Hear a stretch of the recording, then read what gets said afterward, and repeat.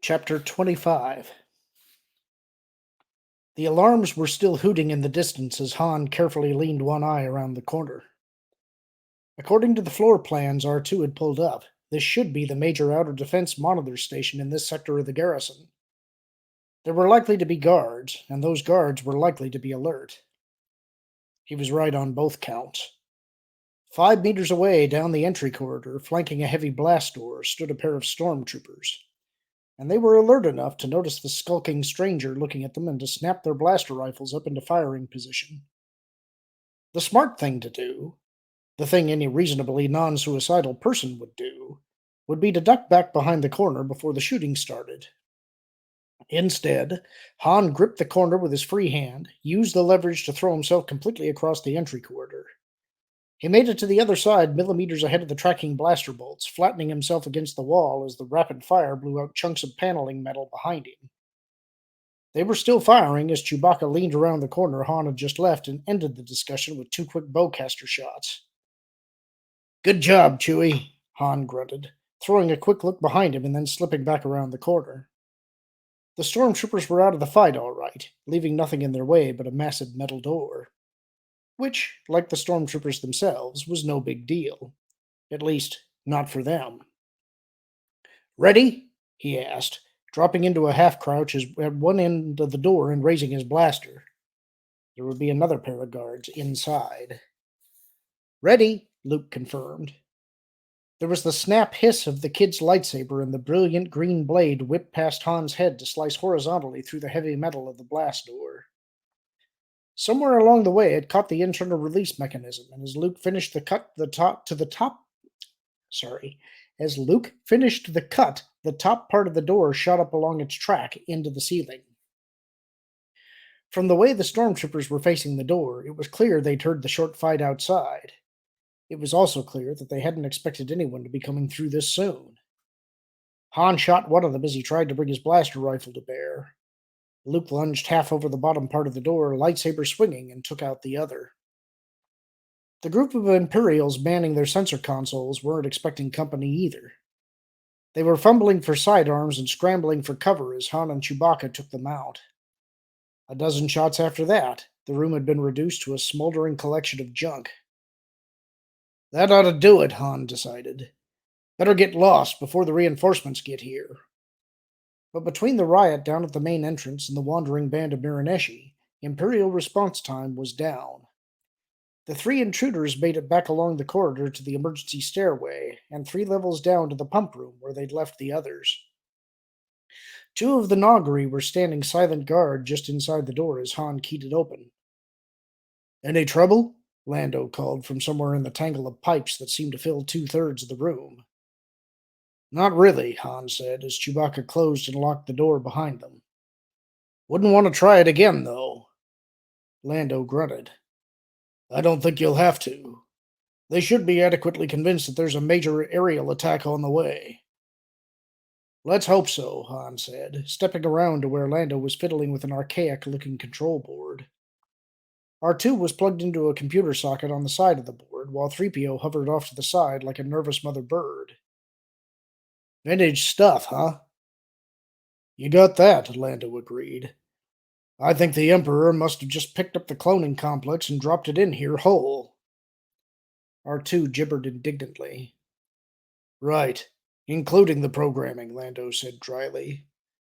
"I know a little about this stuff, Han, but not enough to do any permanent damage. I think we're going to have to use the explosives." "Fine with me," Han said. He would have hated lugging them all the way across Wayland for nothing anyway.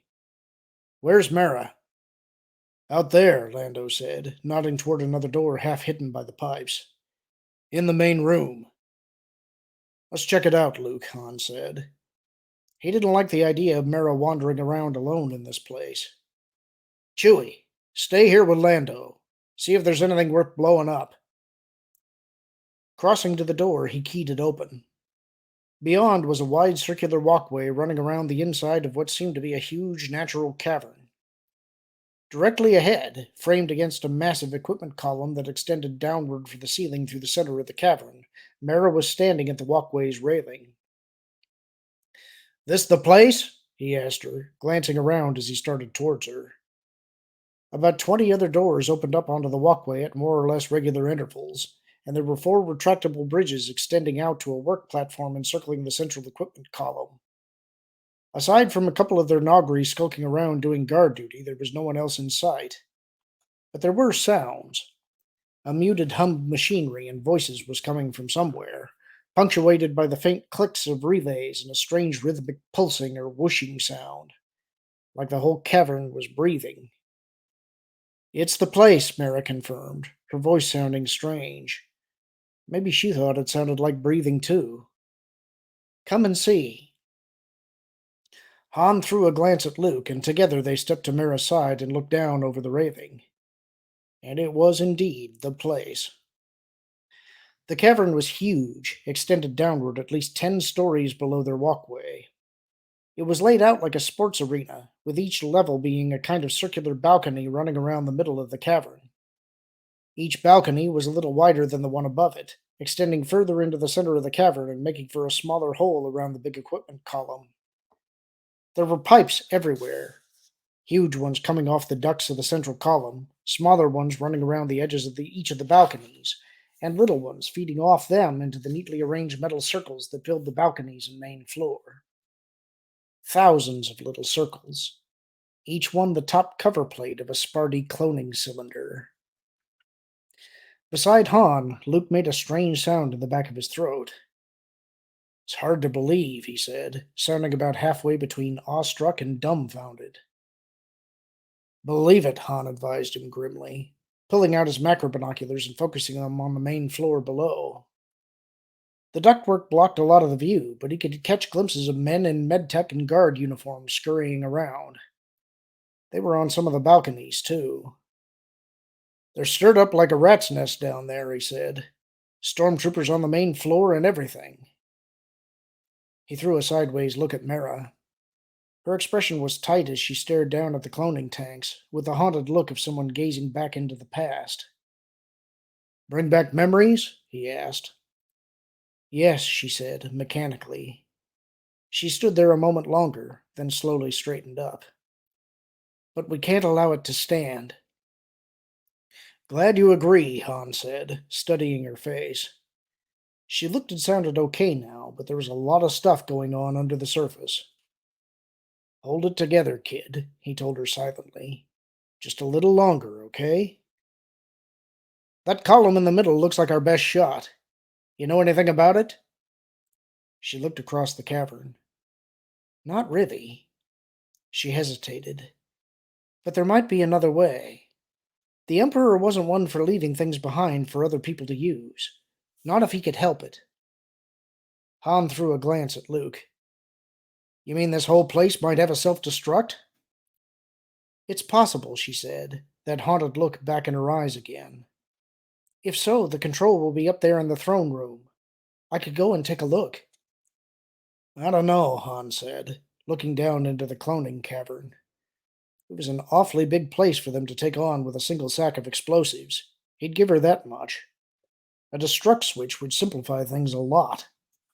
But the idea of Mara and her memories up there in the Emperor's throne room didn't sound so good either. Thanks, but I don't think any of us ought to go wandering around this place alone. I'll go with her, Luke volunteered. She's right. It's worth checking out. It'll be safe enough, Mara added. There's a service droid turbolift along the walkway that'll get us most of the way there. Most of the Imperial's attention should be focused on the riot at the entrance anyway. Han grimaced. All right, get going, he growled. Don't forget to let us know before you pull the switch, okay? We won't, Luke assured him with a tight grin. Come on, Mara. They headed down the walkway. Where are they going? Lando asked from behind Han. Emperor's throne room, Han said. She thinks he might have put a self-destruct switch up there. You find anything? R2's finally got a connection into the main computer, Lando told him. He's looking for schematics of that thing. He gestured towards the central column. We can't wait, Han decided, turning back as Chewbacca emerged from the pump room with their bag of explosives over one shoulder. Chewie, You and Lando take one of those bridges across and get busy. Right, Lando said, taking a cautious look over the railing. What about you? I'm going to go lock us in, Han told him, pointing to the other doors opening out onto the walkway. You, Nagri, come here. The two Nagri who'd been standing guard moved silently to him as Lando and Chewbacca headed towards the nearest bridge. Your command, Han Clan Solo, one of them asked. You, stay here, he told the nearest one. Watch for trouble. You, he pointed to the other. Help me seal off those doors. One good blaster shot into each control box ought to do it. I'll go this way, you go the other. He was about 2/3 of the way around his side of the walkway when he heard something over the eerie mechanical breathing sounds of the cavern below him. Looking back, he saw 3PO calling and beckoning to him from the pump room door. Great, he muttered. Leave it to 3PO, and sooner or later he'd make a mess of it. Finishing the door he was on, he turned and hurried back. Captain Solo! 3PO gushed in relief as Han came up to him. Thank the Maker! R2 says... What are you trying to do? Han snapped. Bring the whole garrison down on us? Of course not, sir, but R2 says... You want to talk to me, you come out and find me, right? Yes, sir, but R2 says... If you don't know where to look, you use your comlink, Han said, jabbing a finger at the little cylinder the droid was clutching. That's why you've got one. You don't just shout around. You got that? Yes, sir, 3PO said, his mechanical patience sounding more than a little strained. May I continue? Han sighed. So much for the lecture. He'd do better talking to a bantha. Yeah, what is it? It's about Master Luke, 3PO said. I overheard one of the Nagri say that he and Mara Jade were on their way to the Emperor's throne room. Yeah? So? Well, sir, in the course of his inquiries, R2 has just learned that the Jedi Master Jorah Sabaoth is imprisoned in that area. Han stared at him. What do you mean, that area? Isn't he in the detention center? No, sir, 3PO said. As I said... Why didn't you say so? Han demanded, yanking out his comlink and thumbing it on. And just as fast, thumbing it off. The comlinks appear to be inoperable, 3PO said primly. I discovered that when I attempted to contact you. Great, Han snarled, the burst of jamming static still echoing in his ears as he looked around. Luke and Mara walking right into Sabaoth's arms, and no way to warn them. No way except one. Keep R2 busy looking for those schematics, he told 3PO, shoving the comlink back into his belt. While he's at it, tell him to see if he can find out where the jamming is coming from. If he can, send a couple of the Nagri to try and get rid of it. Then get out to that work platform and tell Chewie and Lando where I've gone. Yes, sir, 3PO said, sounding a little surprised by the flurry of orders and command authority. Pardon me, sir, but where will you have gone? Where do you think? Han retorted over his shoulder as he started down the walkway. It never failed, he thought sourly. One way or the other, no matter where they were or what they were doing, somehow he always wound up chasing off after Luke. And it was starting to look more and more like a good thing he'd come along. All right, Garrett's Gold. Hatchways here are sealed, the controller's voice said. Stand by to receive outbound course data. Acknowledge, Control, Ave said, easing the etherway back from the docking arm and starting a leisurely turn. They were ready here, and from the looks of things, so was everyone else. There he is, Gillespie muttered, pointing out the viewport. Right on schedule. You sure that's Mazik? Aves asked, peering out at the ship. Pretty sure, Gillespie said. Want me to try giving him a call? Aves shrugged, looking around the shipyards. They'd set up the rest of the group with a good encrypt code, but it wouldn't be a smart idea to tempt trouble by using it before they had to. Let's hold off a minute, he told Gillespie. Wait until we got something to talk about. The words were barely out of his mouth when the whole thing went straight to hell. Star Destroyers, Fawn barked from the comm console. Coming in from Lightspeed. Vectors, Gillespie snapped. Don't bother, Aves told him, a cold knife twisting in his gut. He could see the Star Destroyers ahead all right, appearing out of hyperspace at the edge of the shipyards. And the dreadnoughts. and the Lancer frigates, and the strike cruisers, and the TIE squadrons. A complete assault fleet, and then some. And practically every fighting ship of Card's smuggler confederation was here, right in the middle of it. So it was a trap, Gillespie said, his voice icy calm. I guess so, Abe said, staring out at the armada still moving into formation. A formation that seemed wrong somehow. Aves, Gillespie, this is Mazik, the other smuggler's voice came over the comm. Looks like we've been sold out after all. I'm not going to surrender. How about you? I think they deserve to lose at least a couple of Star Destroyers for this, Gillespie agreed. That was my idea, Mazik said. Too bad Card isn't here to see us all go out in a blaze of glory. He paused, and Aves could feel Gillespie's and Fawn's eyes on him. They would, he knew, go to their deaths believing Card had betrayed them. All of them would. I'm with you too, he told the others quietly. If you want, Mazik, you can have command. Thanks, Mazik said. I was going to take it anyway. Stand by. We might as well deliver our first punch together. Aves took one last look at the armada, and suddenly he had it. Hold it, he snapped. Mazik, everyone, hold it! That assault force isn't here for us. What are you talking about? Gillespie demanded. Those interdictor cruisers out there, Aves said. Out past the Star Destroyer group. See them? Look at their positioning. There was a moment of silence. Mazik got it first. That's not an enclosure configuration, he said. You're right, it's not, Gillespie agreed. Look, you can see a second group of them farther back. It's an entrapment configuration, Mazik said, sounding like he didn't believe his own words. They're setting up to pull something out of hyperspace, and then keep him here long enough to pound him. Aves looked at Gillespie, found him looking back.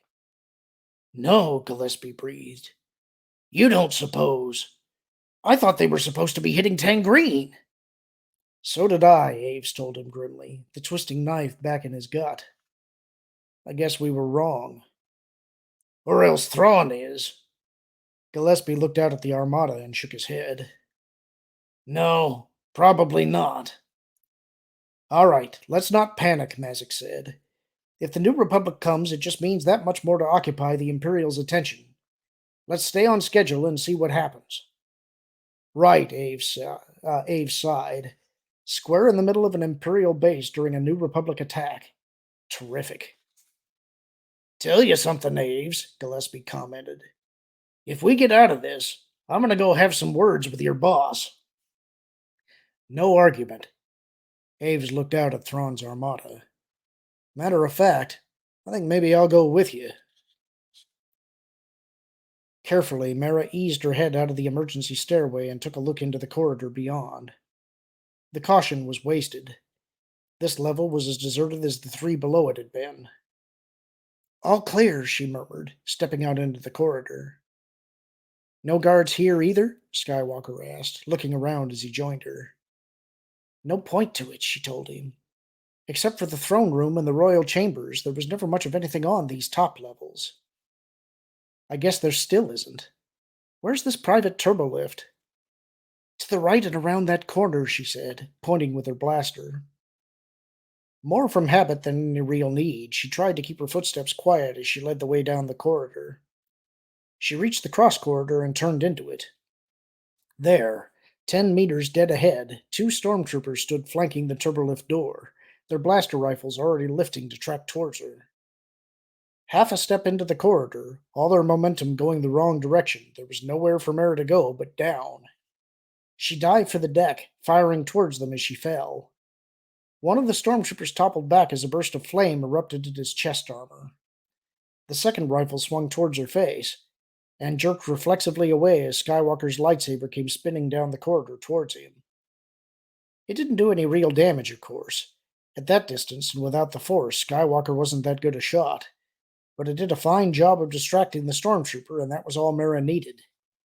Even as the Imperial ducked away from the whirling blade, she caught him with two clean shots. He hit the deck and stayed there. I guess I don't want anyone going in there, Skywalker said, coming up beside her.